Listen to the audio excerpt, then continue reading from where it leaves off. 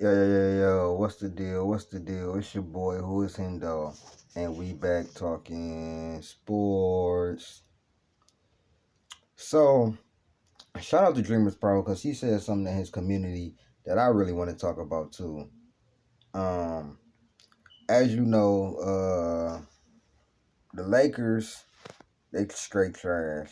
You know what I'm saying? They straight trash. They playing like booty. Um, Along with injuries, it you know what I'm saying? I can kind of give them that and not getting the consistent rotation. The players that they have are just not good enough, bro.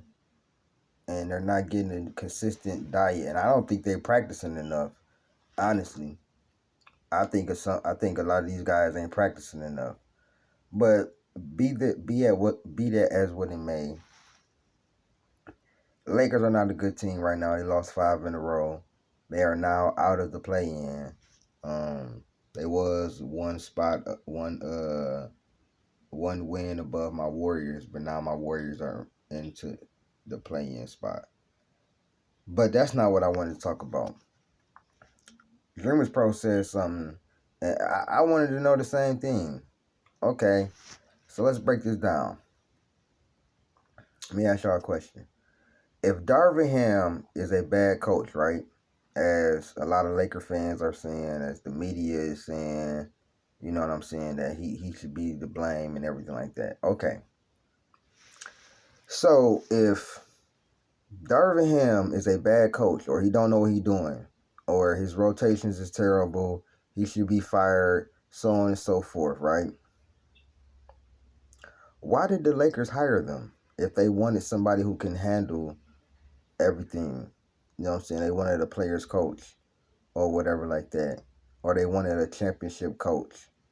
Not even championship, but a veteran coach or somebody who could come in and handle LeBron, AD, and everybody like that. If Darvin Ham is so bad, right? Why did they hire him? I'm just, I'm not understanding that. And then if he was so bad, you got what, a year, you know what I'm saying? You got a year of tape on the resume of him and what he coached and what he brought and what he set out there. Why didn't y'all fire him last year? If he was so bad.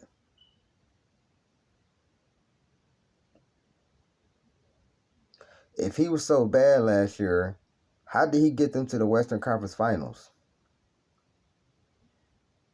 How did they get to the Western Conference Finals? It was just the players. He didn't have any influence. He didn't run any plays. He didn't coach any defense or anything like that. If he was so bad, why didn't y'all fire him after last year? If he was so bad after the Russell Westbrook trade, why did they start to get better and had one of the best defenses in the league at that time? If he was bad, y'all would have got rid of him last year, right?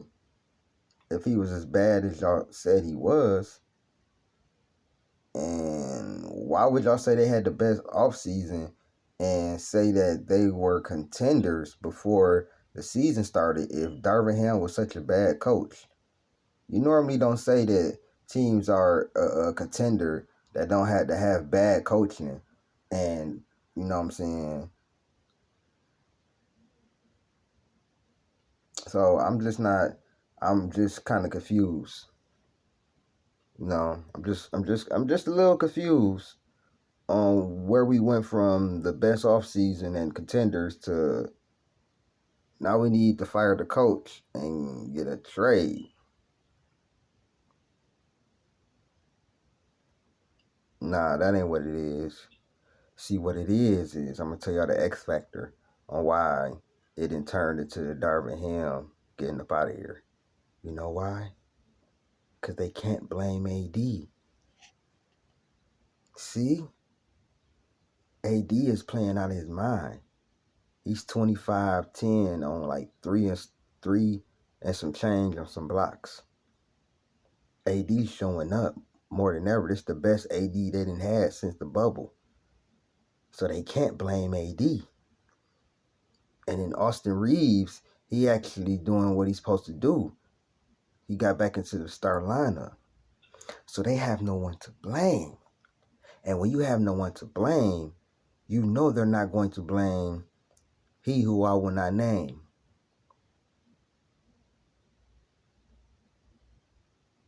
So where does that blame go to? Who's the low-hanging fruit? I'll let y'all think about that.